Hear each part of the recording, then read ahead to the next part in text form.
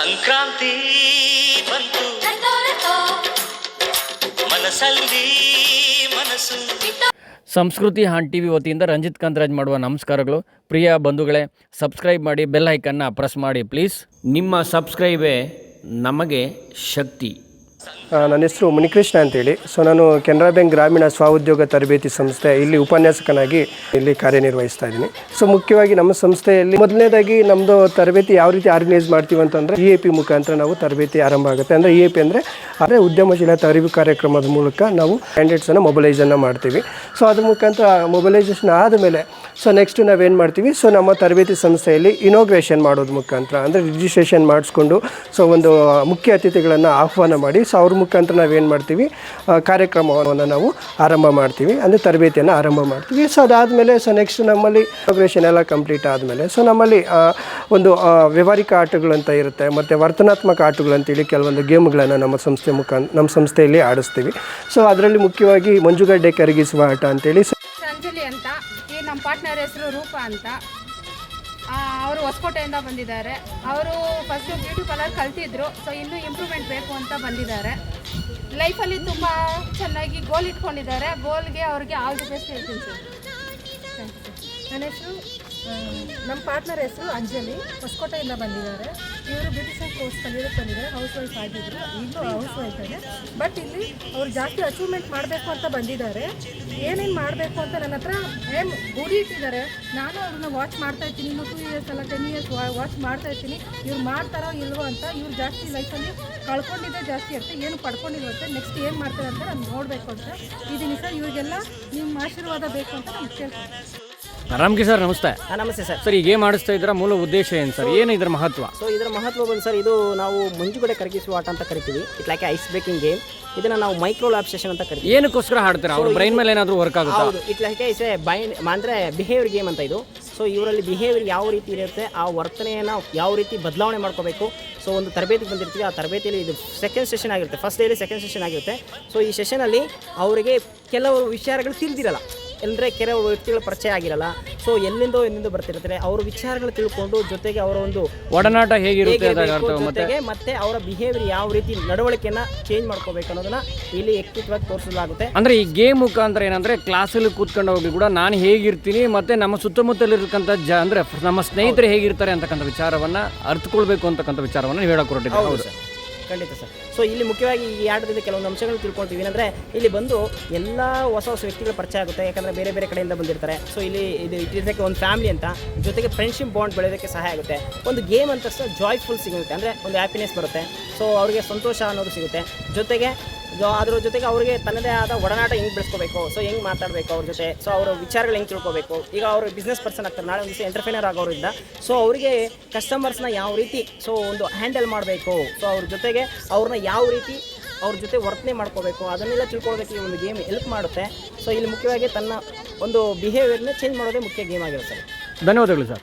ಯಾಕಂದರೆ ಬೇರೆ ಬೇರೆ ಊರುಗಳಿಂದ ಅನೇಕ ತರಬೇತಿ ಟ್ರೈನೀಸ್ ಬಂದಿರ್ತಾರೆ, ಶಿಬಿರಾರ್ಥಿಗಳು ಬಂದಿರ್ತಾರೆ. ಅವರಿಗೆ ಬೇರೆ ಬೇರೆಯವ್ರ ಬಗ್ಗೆ ಪರಿಚಯ ಆಗಬೇಕು. ಅವರಲ್ಲಿರುವಂಥ ಒಂದು ಭಯವನ್ನು ಹೋಗಲಾಡಿಸ್ಬೇಕು.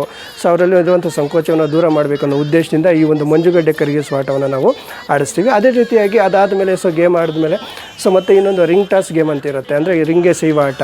ಇದು ಒಬ್ಬ ಉದ್ಯಮಿದಾರ ಆಗಬೇಕಂದ್ರೆ, ಒಂದು ಎಂಟರ್ಪ್ರಿನರ್ ಆಗಬೇಕಂದ್ರೆ ಅವನು ಯಾವ ರೀತಿ ರಿಸ್ಕನ್ನು ತಗೋಬೇಕಾಗತ್ತೆ ಉದ್ಯಮದಲ್ಲಿ.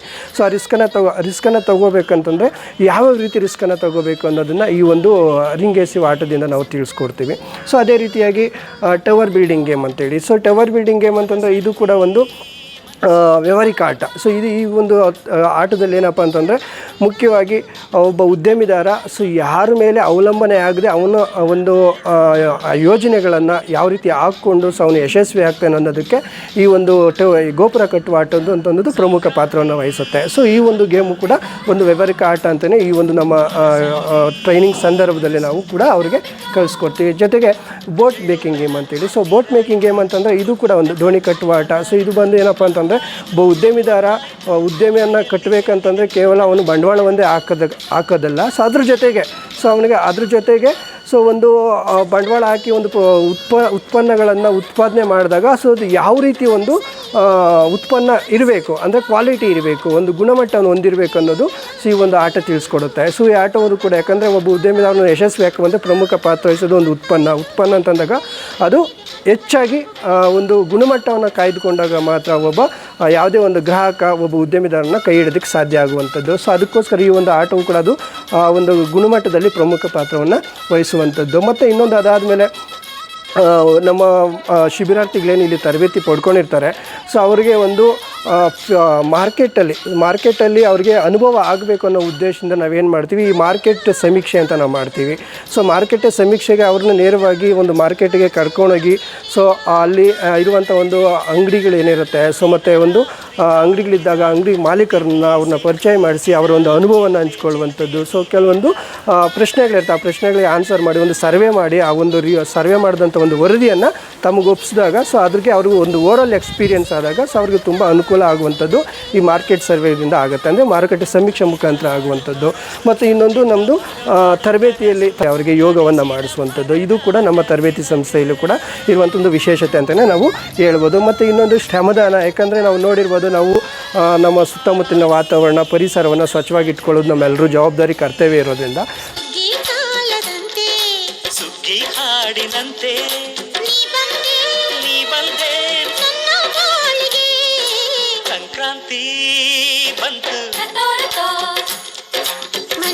ಶ್ರಮದಾನ ಅಂತ ಮಾಡಿಸ್ಕೊಟ್ಟಿದ್ದೀವಿ. ಮತ್ತು ಇನ್ನೊಂದು ಮಿಲಿ ಅಂತ ಇರುತ್ತೆ. ಸೊ ಮಿಲಿ ಅಂತೇಳಿ ಪ್ರೆಸೆಂಟೇಷನ್ ಮಾಡಿ ನಾವು ಸ್ಕೂಲ್ಗಳಲ್ಲೆಲ್ಲ ನ್ಯೂಸ್ ಪೇಪರ್ ರೀಡಿಂಗ್ ಮಾಡೋದಿತ್ತು. ಇಲ್ಲಿ ಕೂಡ ಏನಪ್ಪ ಅಂತಂದರೆ ನಮ್ಮ ಸಂಸ್ಥೆಯಲ್ಲಿ ಮಿಲಿ ಅಂತೇಳಿ ನಾವು ಪ್ರೆಸೆಂಟೇಷನನ್ನು ಮಾಡಿಸ್ತೀವಿ. ಸೊ ಮಿಲಿ ಇಂದಿನ ದಿನಪತ್ರಿಕೆ ವಿಜಯ ಕರ್ನಾಟಕ ಓದುತ್ತಿವರು ಪದ್ಮಪ್ರಿಯ ಸುಭಾಷಿತ ಹೊಂಗಿರಣ. ಕೆಲವೊಮ್ಮೆ ಅರ್ಹತೆ ಇಲ್ಲದವರಿಗೂ ಗೌರವ ತೋರಬೇಕು. ಇದು ಅವರ ವ್ಯಕ್ತಿತ್ವವನ್ನು ಪ್ರತಿಬಿಂಬಿಸಲು ಅಲ್ಲ, ಬದಲಿಗೆ ನಮ್ಮ ವ್ಯಕ್ತಿತ್ವವನ್ನು ಸಂಕೇತವಷ್ಟೇ. ಅನಾಮಿಕ. ಎಲ್ಲರಿಗೂ ನಮಸ್ಕಾರ. ನನ್ನ ಹೆಸರು ರೂಪಾ ಅಂತ ಹೊಸಕೋಟೆಯಿಂದ ಬಂದಿದ್ದೀನಿ. ನಾನು ಇಲ್ಲಿ ಬ್ಯೂಟಿಷಿಯನ್ ಕೋರ್ಸನ್ನ ಕಲಿಯೋದಕ್ಕೆ ಬಂದಿದ್ದೀನಿ. Canara bank's rural self employment training ಇನ್ಸ್ಟಿಟ್ಯೂಟಲ್ಲಿ ನಾನು ತರಬೇತಿ ತೊಗೊತಾ ಇದ್ದೀನಿ. ಇವತ್ತು ನಾನು ಮಿಲಿನ ಪ್ರೆಸೆಂಟ್ ಮಾಡೋದಕ್ಕೆ ಬಂದಿದ್ದೀನಿ. ಮಿಲಿ ಮೀನ್ಸ್ ಏನು? Milli means most important lesson learn yesterday. ನಾವು ನಿನ್ನೆ ಏನೇನು ಕಲ್ತಿದ್ದೀವೋ ಅದನ್ನು ಇಲ್ಲಿ ಪ್ರೆಸೆಂಟ್ ಮಾಡೋದಕ್ಕೆ ಬಂದಿದ್ದೀನಿ. ನಾನು ಬ್ಯೂಟಿಷನ್ ನಾನು ಕಲಿಯೋದಕ್ಕೆ ಇಲ್ಲಿ ಬಂದಿದ್ದೀನಿ, ಇನ್ಸ್ಟಿಟ್ಯೂಟ್ಗೆ ಬಂದಿದ್ದೀನಿ. ಅಂತಂದರೆ most important lesson learn yesterday ಅಂತೇಳಿ, ಅಂದರೆ ನಾವು ಹಿಂದೆ ದಿನ ಏನು ನಾವು ತರಗತಿಯಲ್ಲಿ ಕಲ್ತಿದ್ವಿ ಸೊ ಅದನ್ನು ನಾವು ರಿವಿಷನನ್ನು ಮಾಡುವಂಥದ್ದು, ಪುನರಾವರ್ತನೆ ಮನನ ಮಾಡ್ಕೊಳ್ಳೋದಕ್ಕೆ ಸೊ ಈ ಒಂದು ತರಗತಿ ಅನ್ನೋದು ತುಂಬ ಅನುಕೂಲ ಆಗುತ್ತೆ. ಯಾಕಂದರೆ ಪ್ರತಿಯೊಬ್ಬರು ಅಷ್ಟೇ ಇವತ್ತು ಕಲ್ತಿರ್ತಾರೆ, ನಾಳೆ ಹೋಗಿ ಮನೆಯಲ್ಲಿ ಓದಿರೋದಿಲ್ಲ. ಸೊ ಕೆಲವ್ರಿಗೆ ಮರ್ತೋಗಿರ್ತಾರೆ. ಇಲ್ಲಿ ಬಂದಾಗ ಅದನ್ನು ಪುನರಾವರ್ತನೆ ಮಾಡಿದಾಗ ಸೊ ಅದು ಮೈಂಡಲ್ಲಿ ಉಳ್ಕೊಳ್ಳುತ್ತೆ. ಸೊ ಉಳ್ಕೊಳ್ದಾಗ ಸೊ ಅವ್ರಿಗೆ ಏಕಾಗ್ರತೆ ಇರ್ಬೋದು. ಸೊ ಮತ್ತು ಆ ಒಂದು ಸಬ್ಜೆಕ್ಟ್ನ ಒಂದು ಜ್ಞಾನ ಅನ್ನೋದು ಹೆಚ್ಚಾಗೋದಕ್ಕೆ ಇದು ಒಂದು ಪ್ರಮುಖ ಪಾತ್ರ ವಹಿಸುತ್ತೆ ಮಿಲಿ ಅಂಥದ್ದು. ಮತ್ತು ಇನ್ನೊಂದು ಟ್ರೈನಿಂಗ್ ಸ್ಕಿಲ್ ಅಂತಂದರೆ ಈಗ ಉದಾಹರಣೆಗೆ ನಮ್ಮಲ್ಲಿ ಪಾರ್ಲರು ಮತ್ತು ಎಂಬ್ರಾಯ್ಡ್ರಿ. ಮನಸ್ಸಲ್ಲಿ ಮನಸ್ಸು ಕೊಟ್ಟು ತಗೋ ಮಾತಾಯಿತು ಮೈಯಲ್ಲಿ ಏರುತ್ತಿದೆ ಮಮತದ ತುಂಬುಗಳು. ಸಂಕ್ರಾಂತಿ ಬಂತು ಮನಸ್ಸಲ್ಲಿ ಮನಸ್ಸು ಎಳ್ಳು ಬೆಲ್ಲ ತೀರಾಯಿತು ಕೊಟ್ಟು ತಗೋ ಮಾತಾಯಿತು ಮುತ್ತಾಯಿತು ಮೈಯಲ್ಲಿ ಏರುತ್ತಿದೆ ಮಮತನ ತುಂಬುಗಳು. ಸಂಕ್ರಾಂತಿ ಬಂತು ಮನಸ್ಸಲ್ಲಿ ಮನಸ್ಸು ಎಳ್ಳು ಬೆಲ್ಲ ತೀರಾಯಿತು ಕೊಟ್ಟು ತಗೋ ಹಮ್ಮಿಕೊಂಡಿದ್ದೀವಿ, ನಡೀತಾ ಇದೆ. ಒಂದು ಇದಾದಮೇಲೆ ಸೊ ಅವ್ರ ಜೊತೆಗೆ ಟ್ರೈನಿಂಗ್ ಸಂದರ್ಭದಲ್ಲೇ ಸೊ ಅವ್ರನ್ನ ಏನು ಮಾಡ್ತೀವಿ, ಸೊ ಓವರಲ್ ಎಕ್ಸ್ಪೀರಿಯೆನ್ಸ್ ಆಗಲಿ ಅಂತ ಹೇಳ್ಬಿಟ್ಟು ನಾವು ಫೀಲ್ಡ್ ವಿಸಿಟ್ ಅಂತ ನಾವು ಕರ್ಕೊಂಡು ಹೋಗ್ತೀವಿ.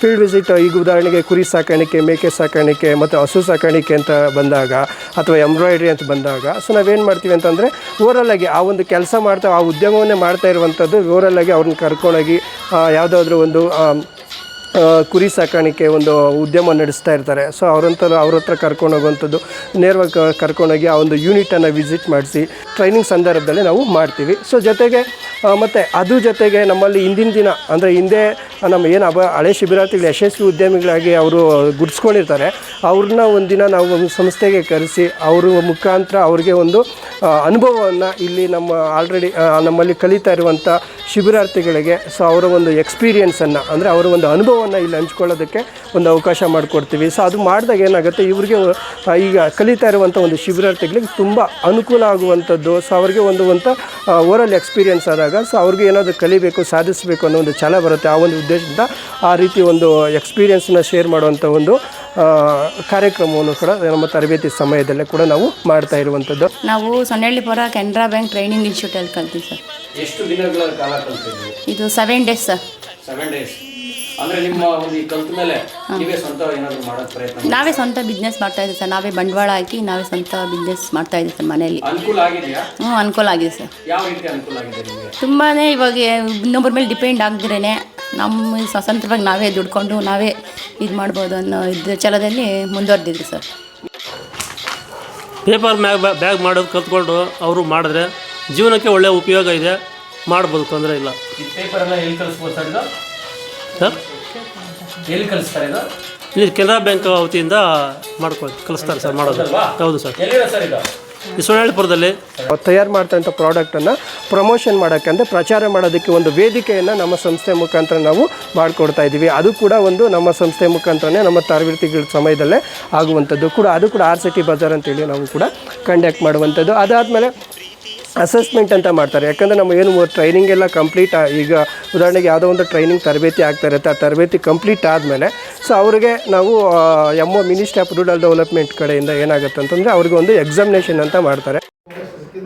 ಎಲ್ಲರೂ ನೀವು ಇದನ್ನು ಸದ್ಬಳಕೆ ಮಾಡ್ಕೊಂಡಿದ್ದೀರಾ. ಒಂದೇನಪ್ಪ ಅಂತ ಹೇಳಿದ್ರೆ ಆ ಸದ್ಬಳಕೆ ಮಾಡ್ಕೊಂಡಿರುವಂಥದ್ದನ್ನ ಉಪಯೋಗ ತರಬೇಕು. ನಾವು ಬಹುಮುಖ್ಯವಾದಂಥ ವಿಚಾರ ತಂದ್ರೆ ತುಂಬಾ ಅನುಕೂಲ ಇದೆ ಸ್ನೇಹಿತರೆ. ನಾನು ಹೇಳ್ತೀನಲ್ಲ, ಸ್ವಂತ ಉದ್ಯೋಗದ ಬಗ್ಗೆ ಯಾವತ್ತೂ ನಾವು ಕೀಳಾಗಿ ಕಾಣಬಾರ್ದು ಸ್ನೇಹಿತರೆ. ಇವತ್ತು ಸುತ್ತಿಗೆ ಮಾತಾಡ್ತೇನೆ.